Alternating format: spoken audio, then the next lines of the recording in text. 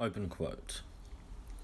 An abundance of food has colonial roots. Quickly, someone inform the rest of the world. Close quote. Remember, it's nothing to do with food or colonialism. It's just any excuse to attack what is white. Open quote. Ironic sarcasm, mate. These people.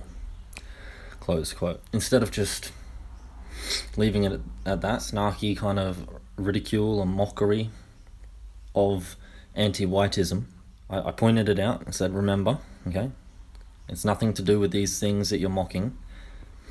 It's just an excuse to attack what is white. Could just leave it at that, but I went even further, broke it down and explained it. That you have to remember that most folk are inside the anti-white narrative. So if you joke about it like that, it can actually make things worse, as conditioned folk are made to believe that colonialism, etc., is evil. So if anti-whites say this food is colonial, so evil, and you just joke about how there's a lot of colonial food, all that does is waste your energy while giving them power. It validates its axioms with the premises within their argument, which leads to their logical conclusion of white erasure, and you are validating these premises, okay, by engaging with them and mocking them, making fun of them. So joking and sarcasm usually just helps anti-whites. They did this on purpose and encourage conservative types to ridicule and mock them to give them power without realizing it. Open quote. Mocking and ridicule is exactly what needs to happen. Remember things in the past, yada yada yada. Things that have failed, yada yada yada. Close quote. Mocking it is a form of going along with it, and it's what they want. Okay, so it's the anti-white narrative. So, again, these are axioms and premises within their logical framework, which is their narrative, their worldview, which then justifies certain moral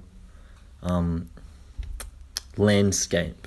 Okay, they want you. It's a part of the anti-white narrative. Okay, characters within their story in the anti-white narrative, which they call conservatives, all right, or patriots, nationalists, etc. These characters in their anti-white narrative they're dressed up and they mock and joke and troll the leftists and Marxists and all these other things, which are just fronts of anti-whitism. Okay, so this is actually a character within the anti-white narrative that this individual is actually playing out, and they're unaware that they're actually just a character, a puppet within the anti-white's own story. Okay, so, and because mocking it is a form of going along with it. That's what they want. That makes you just a character in their anti-white narrative, which gives power to the overall narrative, which then justifies their logical conclusions, which are white erasure and the destruction of Western kind.